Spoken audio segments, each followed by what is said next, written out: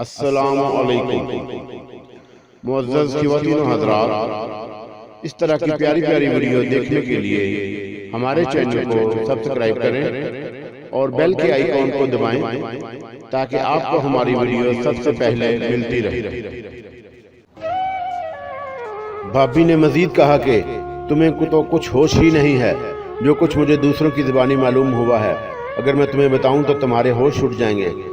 تم دونوں نے بہت جذبات سے کام لیا اور عشق و محبت کی پینگیں افسانوی اور فلموں کے کرداروں کی طرح بڑھاتے رہے، جبکہ ہمارے معاشرے میں اصل زندگی میں ایسا نہیں ہوتا۔ شادی سے پہلے اس قسم کے رشتے کو کوئی بھی قبول نہیں کرتا۔ اس قسم کی حرکات اگر پہلے سے معلوم ہو جائیں تو گھروں میں، خاص کر لڑکی کے گھر میں، ایک طوفان کھڑا ہو جاتا ہے۔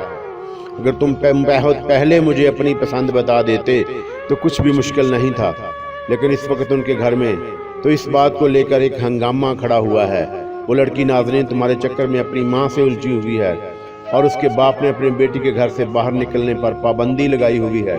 اس کے علاوہ مجھے ڈر ہے کہ اس کا باپ نہ جانے اگلے لمحے کیا قدم اٹھائے، کوئی نہیں جانتا۔ ان کی خاموشی کسی بڑے طوفان کا اندیشہ لگتی ہے۔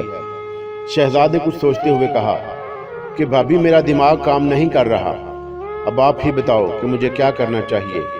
میں نے اپنی طرف سے مکمل تیاری کی ہوئی ہے، معذرت کے ساتھ کہ میں نے اپنی کسی بھی تیاری میں کوئی آپ سے مشورہ نہیں مانگا، جس کی سزا اب بھگت رہا ہوں۔ میں نے بھابی مکان خریدنے کے لیے دفتر سے قرضہ لے کر اور وہ بینک میں جو پونجی تھی اس میں سے کچھ ملا کر ایک ایجنٹ کو مکان کی قیمت بھی ادا کر دی ہے۔ 1-2 دن تک میرے نام پر رجسٹری بھی ہو جائے گی۔ اگر آپ کسی طرح بھی بھائی کے ساتھ جا کر میرے رشتے کی بات کر کے تو دیکھیں، شاید کہ قدرت ہم پر مہربان ہو جائے۔ بھابی نے کہا کہ اول تو پہلے تمہارے بھائی کو منانا مشکل ہے، کیونکہ وہ بھی تم سے بہت سخت ناراض ہیں۔ پہلے تم ان دونوں کو تو مناؤ، پھر کچھ سوچتے ہیں۔ اس دوران ان کی بھابی نے چائے بنانے کے لیے کچھ دیر کی اجازت لیتے ہوئے باورچی خانے کی طرف چلی گئی۔ ادھر شہزاد بیٹھے ہوئے اپنے بھتیجوں سے گپ شپ کرنے لگا۔ بچے بھی بہت خوش ہوئے تھے کہ ان کے چچا ان کے گھر آئے ہوئے تھے۔ اتنے میں ان کے بھیا اچانک وارد ہوئے اور جیسے ہی شہزاد کو دیکھا تو غصے سے لال پیلے ہو گئے۔ اب تو ایک اور مشکل آن پڑی تھی۔ ان کے بھیا فوراً ہی اپنی بیگم کے پاس باورچی خانے میں پہنچے اور چیخو پکار شروع کر دی۔ اس ذلیل کو یہاں آنے کی ہمت کیسے ہوئی؟ تم نے اسے گھر میں گھسنے کیوں دیا؟ یہ ہمارا کون لگتا ہے؟ اس نے تو ہماری محلے میں جو عزت تھی اسے بھی برباد کر دیا ہے۔ اب یہ یہاں کیا لینے آیا ہے؟ اس سے جا کر کہو فوراً ہی یہاں سے چلا جائے، میں اس کی شکل تک نہیں دیکھنا چاہتا۔ اگر یہ یہاں سے اس وقت نہیں گیا تو مجھ سے برا کوئی نہ ہوگا، سمجھی تم؟ اسے یہاں سے دفع کرو۔ شہزاد کو اپنے بھیا کی زور زور سے آوازیں صاف سنائی دے رہی تھی۔ اس سے پہلے کہ بھابی اس کے پاس آتی وہ فوراً ہی وہاں سے بچوں کو خدا حافظ کہتا ہوا باہر نکل گیا۔ اب تو شہزاد کو ہر طرف مایوسیوں کے سوا کچھ بھی نظر نہیں آ رہا تھا۔ بہت مشکل آن پڑی تھی۔ اس نے اپنا کوئی خاص دوست بھی نہیں بنایا تھا، صرف دفتر میں چند ایک دوست تھے، لیکن وہ صرف وہیں تک محدود رہے۔ نہ وہ سگریٹ پیتا تھا، نہ کبھی اس نے پان کو چھوا تھا۔ تنہا پسند ضرور تھا، لیکن محلے میں جاتے وقت سب سے راستے میں دعا سلام کر لیا کرتا تھا۔ اب تو ان کی کہانی کا چرچا گھر گھر ہو چکا تھا، اس لیے جب سے کھڑکی بند ہوئی تھی وہ رات کو دیر سے گھر آنے لگا تھا، کچھ شرم کی وجہ سے، اور دوسرے اب تو کھڑکی بند ہو چکی تھی، اس لیے شہزاد کے لیے کوئی اس کمرے میں دلچسپی باقی ہی نہیں رہی تھی۔ کچھ دنوں بعد پتہ چلا کہ وہ گھر نہیں آ رہے ہیں اور جس کمرے میں وہ رہ رہے ہیں اس کے دروازے کی بجائے اینٹوں کی دیوار چنی ہوئی دکھائی دی۔ کسی نے کہا کہ وہ شہزاد صاحب نے 2 دن پہلے ہی مکان خالی کر دیا ہے اور سارا سامان ایک ٹرک پر لاد کر کہیں اور چلے گئے ہیں، اور یہ ساتھ یہ بھی سننے میں آیا کہ ناظرین کے والد نے اپنا یہ مکان بھی بیچ دیا اور انہوں نے بھی یہ محلہ چھوڑ دیا ہے۔ اب نہ جانے دونوں پر کیا بیت رہی ہوگی، کسی کو کچھ معلوم نہیں تھا، جبکہ ہر کوئی ان کے دونوں کے بارے میں بے چینی سے جاننے کی فکر میں تھا، خاص کر محلے کی عورتیں۔ جتنے منہ اتنی باتیں، عورتوں کو آپس میں بحث کرنے کے لیے ایک بہترین موضوع اور ایک دوراہے پر آ کر بالکل ختم ہو چکا تھا، مگر ہر کوئی یہ راز جاننے کے چکر میں تھا کہ دونوں کی کہانی کا انجام کیا ہوا۔ کچھ مہینے اور بیت گئے، اس کہانی کو بھی لوگ آہستہ آہستہ بھولتے چلے گئے، لیکن شہزاد کی بھابی اپنے دیور کو نہ بھول سکی۔ وہ بڑے بھائی تو اپنے بھائی کے لیے دل میں بہت تڑپتے تھے، لیکن یہ تڑپ انہوں نے کسی پر ظاہر نہیں کی۔ انہوں نے اپنے جانتے میں اسے ڈھونڈنے کی بہت کوشش کی لیکن ناکامیابی ہوئی۔ وہ دل ہی دل میں اپنے آپ کو کوستے رہے کہ انہوں نے اسے برا بھلا کیوں کہا۔ رات کا وقت تھا۔ شہزاد کی بھابھی باورچی خانے میں رات کے کھانے کا انتظام کر رہی تھی۔ سالن تو تیار ہو چکا تھا، اب روٹیاں پکا رہی تھی۔ ان کے بچے پڑوسن میں ٹیوشن پڑھنے ہر روز رات کو ہی جاتے تھے اور وہ ہمیشہ ہر کام سے فارغ ہو کر اس وقت بچوں کے لیے رات کے کھانے کا بندوبست کرتی تھی تاکہ بچوں کو ٹیوشن پڑھ کر آئیں تو فوراً ہی انہیں کھانا دیا جا سکے۔ ویسے تو وہ روز ہی اپنے شہزاد کو یاد کیا کرتی تھی لیکن آج شہزاد کی بہت شدت سے یاد آ رہی تھی۔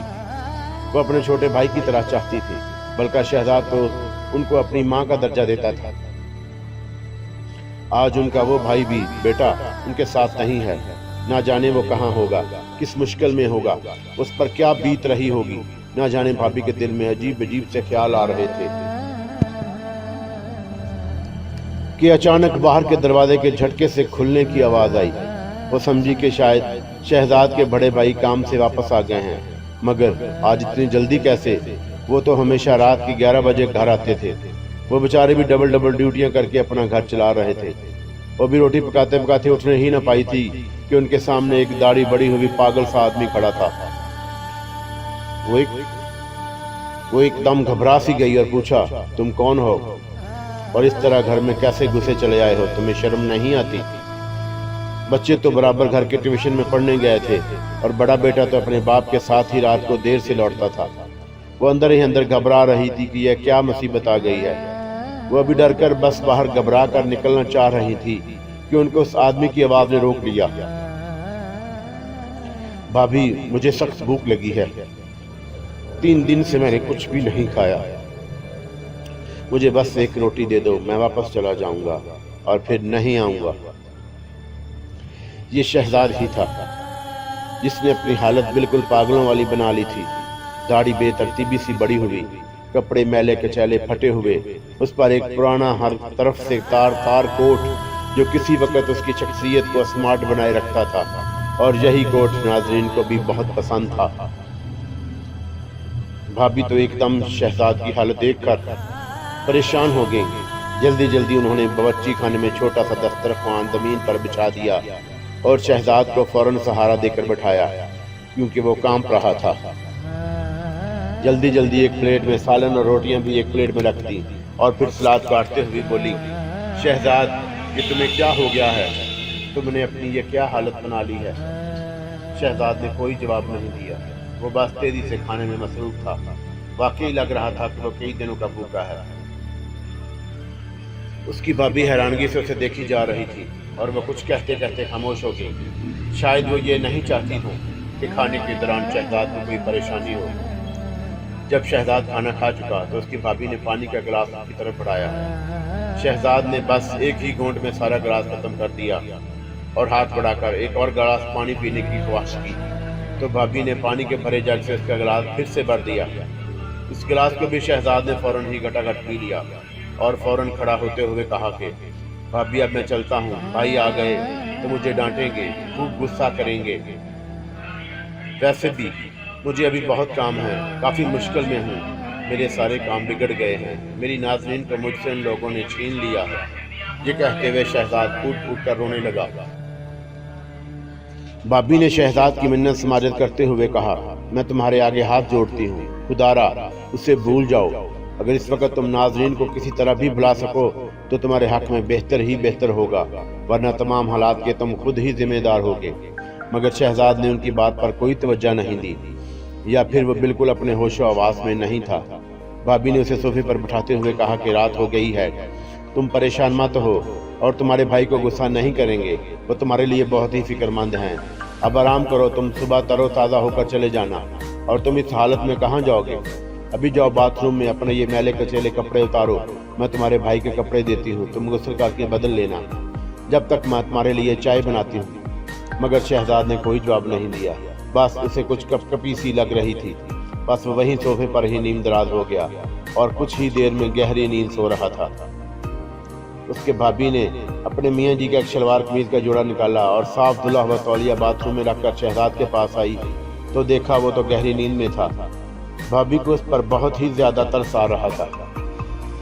انہوں نے فوراً ہی ایک چادر شہزاد کو اڑا دی اور کمرے کی لائٹ بند کر کے صحن میں آ گئی۔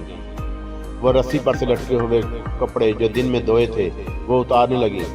اسی دوران بچے ٹیوشن پڑھ کر واپس آ گئے اور اپنی ماں سے بڑی بیٹی نے پوچھا، اماں کیا شہزاد چچا آئے ہیں؟ ان کی ماں نے غصے سے پوچھا، تمہیں کسے پتہ چلا؟ کس نے بتایا تمہیں؟ وہ باہر بہت سے بچے جمع ہیں، ان کی زبانی ہی معلوم ہوا ہے کہ شہزاد چچا آئے ہوئے ہیں۔ بڑی بیٹی نے خاموشی سے جواب دیا۔